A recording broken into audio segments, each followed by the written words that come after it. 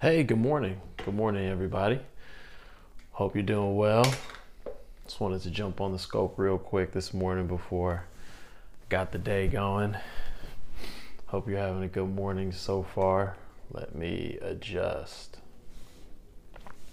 Yeah, so today's scope is actually inspired by one of we call one of our youth kids, one of our adopted youth kids, RJ.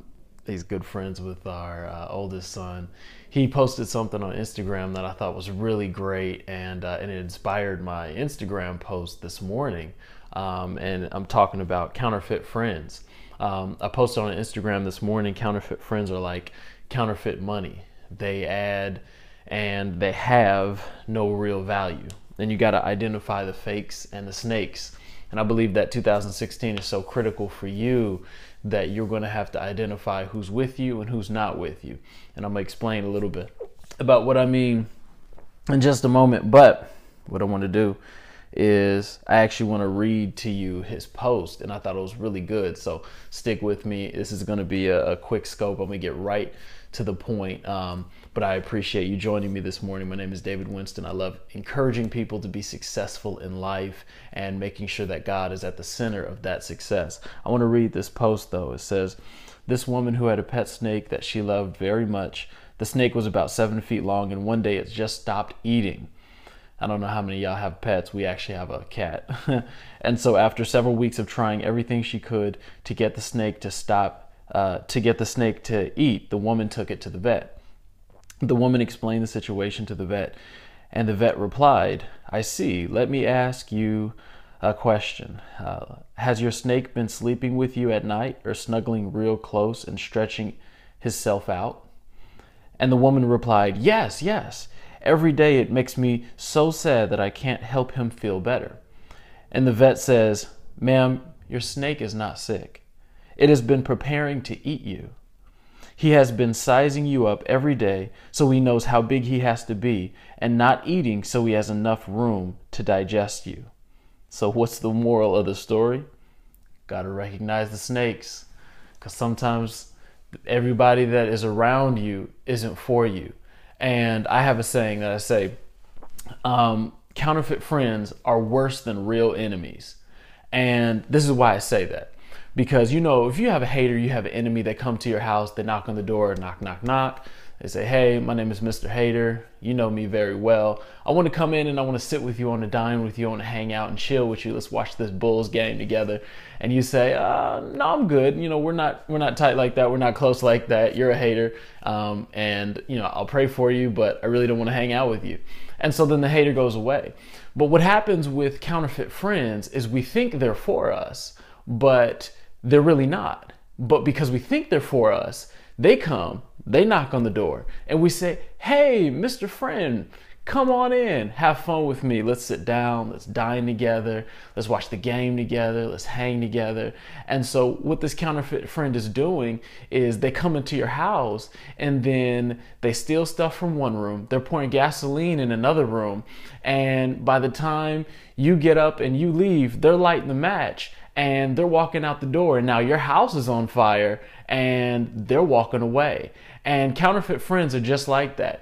That counterfeit friends are so dangerous because haters, you block out. You automatically know what you're going to get from them. You have an expectation of them that they're going to try to do you harm, they're going to hate on you, they don't like you, whatever. But counterfeit friends are so dangerous because they have the same intention to do you harm, but you don't know it.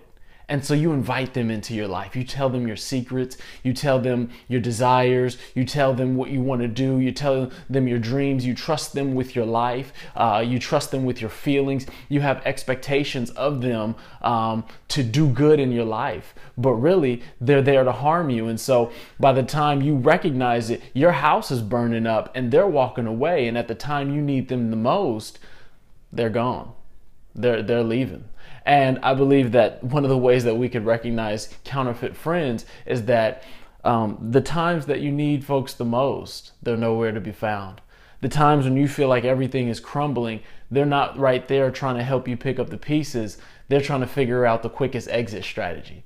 And I believe that for you to succeed in 2016, you're going to need to identify the fakes and the snakes. You're going to have to get those counterfeit friends out of your life. You're going to have to make sure that you identify who are the counterfeits, who are the ones that are here to do me no good, who are the ones who are here to tear me down, who are here to push down my dreams, who are here to push down my potential, who are here to stop me from growing in my relationship with God, who are here to shut down my marriage, the ones that are trying to tell me that I should exit my marriage instead of push it out, stick it out, instead of get counseling, instead of getting good godly wisdom and insight and advice, instead of doing the things that I know that I should do. Those are those counterfeit friends. This is how you can identify a counterfeit friend. A counterfeit friend is a one who puts their ideas and their beliefs and their feelings ahead of yours, and they put up with you, but they don't love you.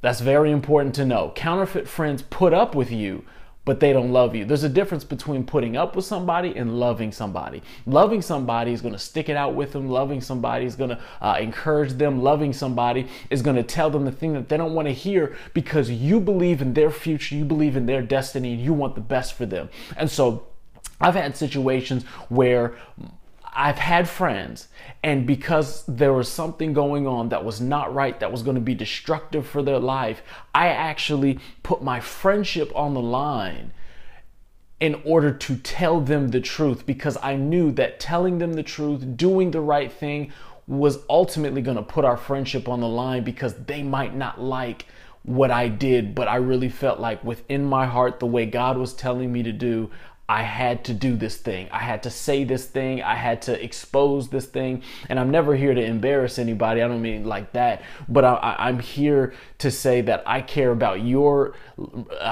friendship. I care about your life. I care about your destiny. I care about your marriage more than our feelings.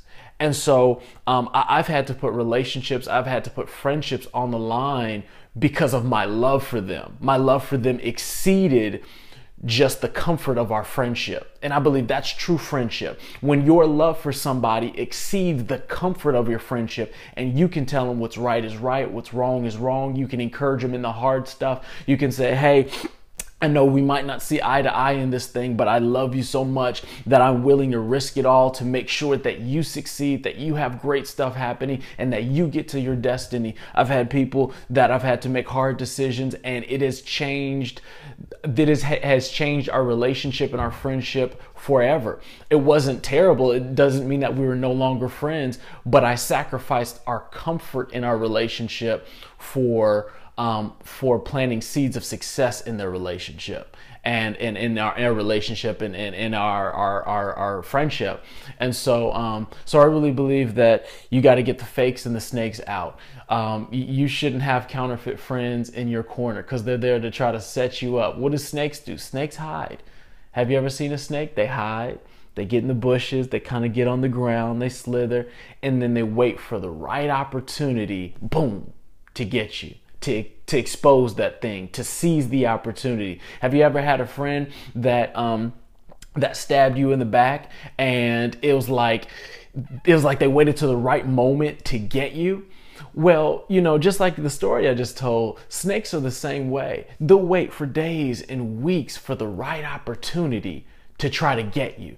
And the reason why sometimes it hurts so much is because we have unmet expectations. The reason why we get hurt by people is because we expected them to behave differently. We expected them to love us differently. We expected them to be there when we needed us. And when they're not there when we needed us, and when we needed them, when they're not there when we needed them, and they do something that we didn't expect, we end up being offended and hurt. And I'm not saying that our offense and our hurt isn't valid, but we have to learn to forgive and get over those things. But the thing that can greatly help us is when we tap into the wisdom of God. It says in Proverbs chapter 4, verse 7, wisdom is the principal thing, therefore get wisdom. And when we understand the wisdom of God, we can understand, God, tell me who you have for me in my life. Tell me who you have for me to succeed. Tell me who's supposed to be in my life, who's supposed to be in my story right now. And when you get the wisdom of God to tell you that, then you can avoid unmet expectations. You can avoid unmet expectations, and you can avoid everything that is trying to hinder you and the people who are trying to set you up. Because let me tell you, in your own natural mind, in your own natural logic and intellect, your own natural intuition, you might not be able to tell who's trying to set you up, who's a snake, who's trying to wait in the wings to get you, who's a counterfeit friend. You might not be able to tell, but God knows. And God has your best interest in mind. God wants you to prosper. God doesn't want you to suffer hardship. God doesn't want you to be set up and torn down and hurt and broken by people. God is a God of increase. He's a God of love. He wants to prosper you. He wants you to succeed. And so his plan for you is that you never have to get set up by a counterfeit friend. But let me tell you, the thing that I've learned is I've got to understand what God's will is for my life. And when I submit myself to God's will, he helps me know exactly what to do, where to go, and who's with me and who's not for me.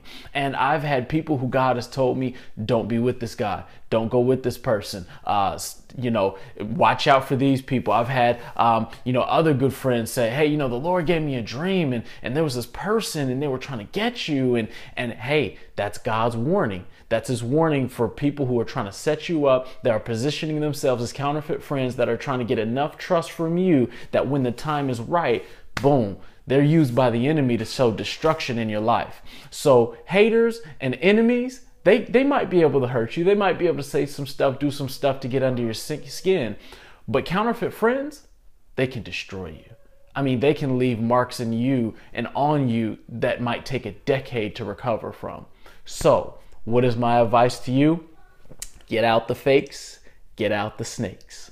And make sure that you have real friends in your corner who love you, who are praying for you, who are with you during the good times and the bad, and you'll be all right. And if you want to learn more about this, you want to hear more about this, I have a teaching called Necessary Endings that you can see on my bio. It's a link on my bio, so you can hit on that link and it'll take you to that full teaching. And I talk about necessary endings, understanding when some things just need to come to an end, some relationships just need to come to an end, and so